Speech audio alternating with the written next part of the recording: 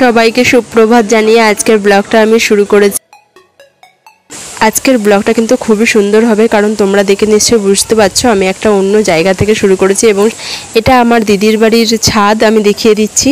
দিদির বাড়িতে এসেছিলাম, ছাদে নানা রকমের গাছ দেখে লোভ আর সামলাতে পারলাম না, ভাবলাম তোমাদের একটু দেখিয়ে দিই। কারণ ছাদ বাগান তো আমার দিদিরও ভীষণ ভালো লাগে এবং আমারও ভীষণ ভালো লাগে, তাই গাছপালা দেখাতে আমার তো ভীষণ ভালো লাগে। আর এই যদি ফুল গাছ হয়, নানা রকমের ফুল গাছ তোমরা দেখতে পাচ্ছ, আমার দিদির হাতের তৈরি এই গাছগুলো। ছোট ছোট ফুলগুলো তোমরা দেখে নিশ্চয়ই বুঝতে পারছো কত রকমের কালারিং। এই যে সাদা জবাটা হয়ে আছে, সাদা জবা গাছ কিন্তু বিশেষত দেখা যায় না।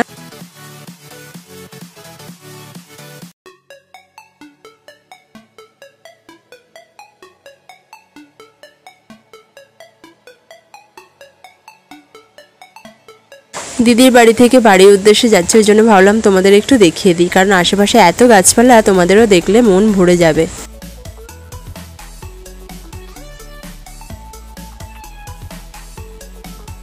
বাড়িতে এসে দেখি আমার মা গরম গরম লুচি ভেজেছে, ওই জন্য আমি ভাবলাম একটু তোমাদের দেখিয়ে দিই।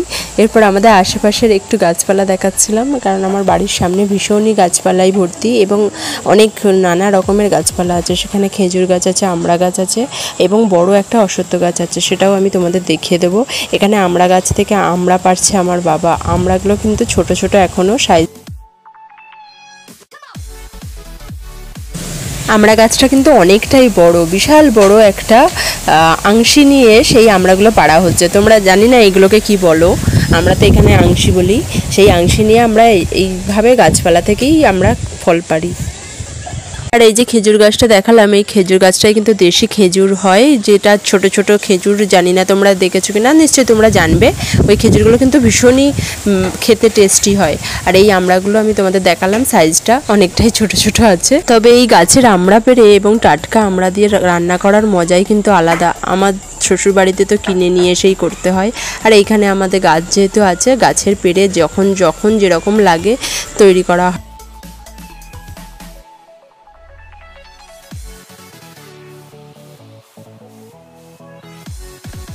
আচ্ছা, এই যে ফুল গাছটা দেখাচ্ছি, তোমরা কি বলতে পারবে এটা কি ফুল গাছ? তোমরা কিন্তু আমাকে কমেন্ট করে বলো।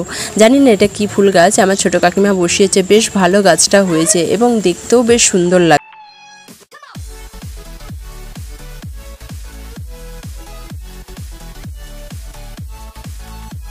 আমার হাজব্যান্ড তো আসতে পারেনি, তাই আমার বড় জামাইবাবু সকালের জলখাবারটা খেতে বসে পড়েছে এবং মা সাজিয়ে দিয়েছে।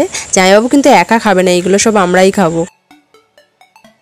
এরপরে চলে এলাম আমি কিছু সবজি নিয়ে বসে সবজি কাটতে। আমার দিদি ওইদিকে রান্না বান্না করছে, মা ওইদিকে আছে রান্নার দিকে আছে, আমি এদিকে কটা সবজি নিয়ে বসে পড়েছি। আমার জামাইবাবু আসলে কাঁঠাল খেতে ভালোবাসে না, জানো তো, ওই কারণে কাঁঠালটা সামনে আমরা দিইনি। আমাদের বাগানে কিন্তু অনেক কাঁঠাল গাছ আছে, তোমাদের অন্য সময় আমি দেখাবো। আমার মায়ের এই বটিটা কিন্তু অনেক বছর আগেকার এবং মা অনেক দিন ধরেই ব্যবহার করছে। বটিটাই কিন্তু ভীষণ ধার।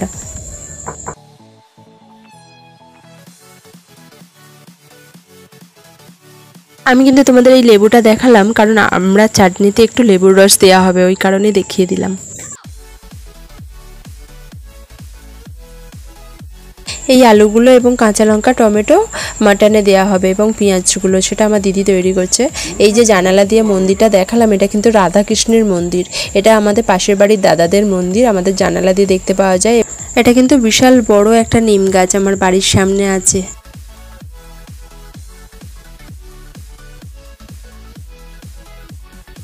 আর এই পুকুরটা হচ্ছে দাদাদেরই পুকুর, আমাদের ঘরের পাশেই। আমাদের জানালা দিয়ে এই ভিউটা দেখতে ভীষণই ভালো লাগে, তাই তোমাদের দেখিয়ে দিলাম।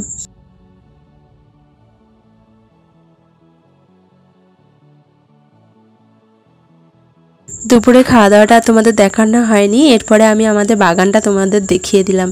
এটা হচ্ছে আমাদের বাগান।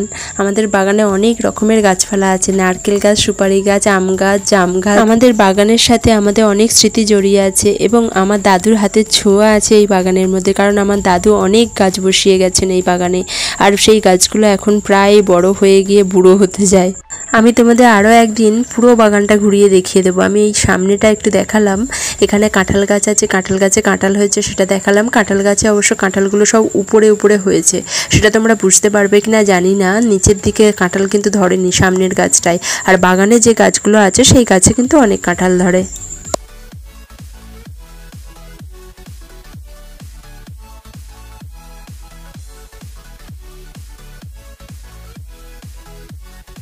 আমি এই সুপারি গাছটার কাছে গিয়ে দাঁড়ালাম, ভীষণই লম্বা হয়েছে গাছটা। ছোটোবেলায় আমরা সব ভাই বোনেরা এই বাগানে লুকাচুরি খেলতাম জানো। আর সেসব পুরানো দিনের স্মৃতি তো ভোলাই যায় না। তোমাদেরও ভীষণ নিশ্চয়ই ভালো লাগে ছোটোবেলার স্মৃতিগুলো ভাবলে।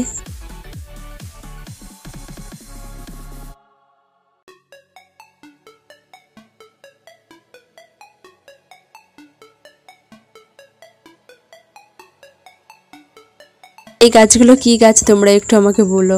আমরা তো এগুলোকে পাতাবাহার বলি, কারণ পাতাতে এইরকম ডিজাইন থাকে বলে।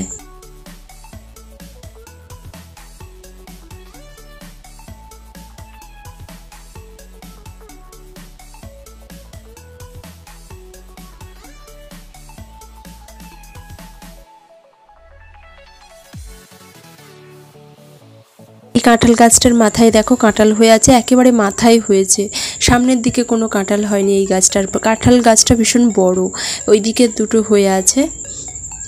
আর নিচে থেকে তো পাড়া অসম্ভব। হনুমান আসে আমাদের বাগানে প্রচুর, হনুমানে কাঁঠাল খেয়ে যায় আবার।